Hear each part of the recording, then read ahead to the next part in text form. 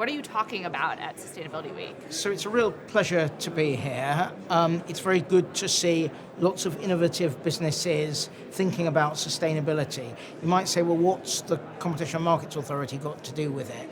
Well, we want to make sure that sustainability works in ways that work for consumers and for competition. And we think that competition is a very, very good way to spur businesses to be innovative and therefore to enhance environmental sustainability. So, looking at that and thinking about that point, what types of innovations in the sustainability space are you particularly excited about? So, it's not really for us to dictate to businesses. We're just civil servants. We haven't got the ideas and so on. But we want to create an environment where instead of businesses just sitting back and waiting for regulations and so on, they have every stimulus to be as innovative, to produce new products that enhance environmental sustainability and that are affordable for consumers. And the best way you get that is if they face competition that gives them a real incentive to get ahead of their competitors. Now, how can we help any of that? We can help by making sure that there is choice and competition in markets. So recently we looked at electric vehicle charge points, the way you charge up your electric cars and vans. And there were exclusivity agreements in motorway service stations, and we introduced choice. We're looking now at green heating, low carbon heating for people's homes and insulation, and making sure that that works in ways favourable to competition and to consumers. So when you're looking at different areas in sustainability innovations to dig into, how do you select the ones that you start to look at? You've mentioned EVs, you've mentioned low carbon heating. How do you make those choices? I think we look for the things that have most impact on people, most impact on sustainability. So one area we're looking at is so-called greenwashing, misleading claims. And we're looking at a whole range of sectors where that happens. We have thought a start was to look at fashion and clothing, where we've heard there's a lot of issues there. Then we've moved on to fast-moving consumer goods, everything from washing powder to food and drink packaging. And there are plenty of other sectors. And we're looking where we can have the most impact, where it has the most impact on consumers, our fellow citizens, but also on enhancing the sustainability agenda in ways that work for all consumers, for ordinary people across the country. I assume occasionally there are tension points between sustainability and pushing competitiveness. And what do you think the right balance is on that front? It's spot on. So, as I said earlier, competition is very helpful as a stimulus to innovation. And if there weren't competition, businesses would be much more sluggish at getting new tech to market that enhances sustainability and doing it affordably. On the other hand, sometimes competitors need to collaborate, and we've heard quite a lot at this Sustainability Week about partnership and collaboration, because that's the only way they will introduce new technologies or switch to more sustainable energy sources. And sometimes, whereas normally a competition authority would say, no, we don't like collaboration, we like you to compete, we are saying that where it's necessary to enhance environmental sustainability, and particularly to combat climate change, we don't want to inhibit that collaboration.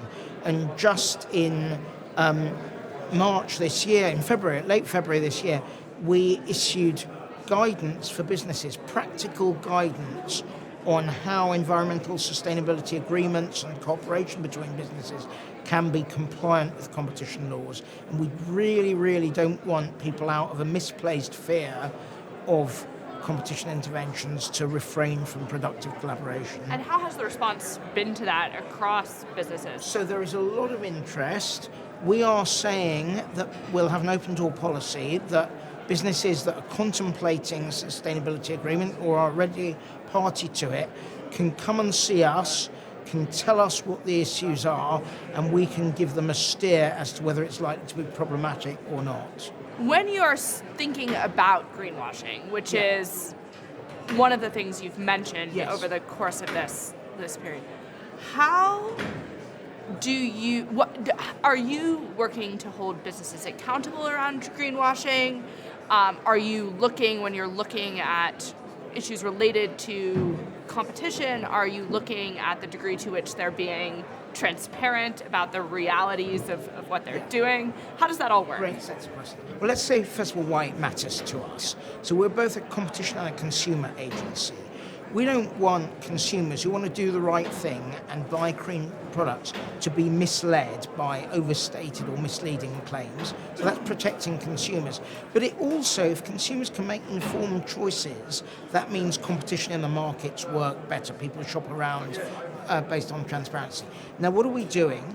We've issued guidance to businesses on what they need to do. And explain the law. So the law says you mustn't mislead consumers. What can we do about it? We can investigate, we can get a court order to stop them, and now the government's proposing legislation that will enable us to impose fines on people who unlawfully mislead consumers, on businesses that unlawfully. But we know a lot of businesses want to do the right thing. We've given guidance to businesses, and we've given guidance to shoppers to look to know what they can spot. So there are lots of nice words like eco and green, and people put pretty green leaves on their packets, which give the impression. And we're saying to consumers, don't just look at that. Look at the small print. See whether it is how much of the product is really sustainable. Is it just one element? Let's say the content, but not the packaging. What about the delivery? All of that. Be savvy if you care, and many, many millions of consumers care about doing the right thing, about buying green. We've given guidance that people can know what to spot and not be misled. And do you see that kind of over the past couple of years, there really has been a fundamental shift in both how consumers are thinking about this issue, but also how businesses themselves are thinking about this issue? So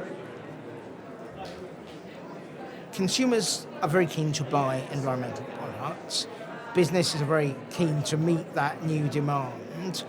I think the combination of our taking action against companies that are breaking the law on this, which sends a deterrent message and shames them, names and shames them, and our giving guidance both to business and to consumers is making both sides of that divide or that equation more savvy, and I think people are going to get more sophisticated. And it really matters because if it's very much in businesses' interest, because if people feel they are being misled by green claims, they're going to become cynical about it all and will lose their appetite for shopping in a sustainable way. So it's in everyone's interest, businesses and consumers, that businesses are honest and that consumers are savvy and know what to spot. And I guess taking a step back and looking at the bigger picture around this issue, what do you actually see as the biggest challenge for all of us who are thinking about a more sustainable world, pushing forward to combat climate change, meet net zero? What do you see as that top challenge? We know there are enormous challenges. It will mean people changing their habits, their practices, whether on the business side or on the or as consumers, as all of us. From our point of view, the challenge is making sure that it works in a way that, as I said, is pro-competition, pro-consumer, so you get the most innovation and the most affordable switching to green. Because if it is unaffordable, the public appetite for it will diminish, and the path to a more sustainable future will be much harder and steeper.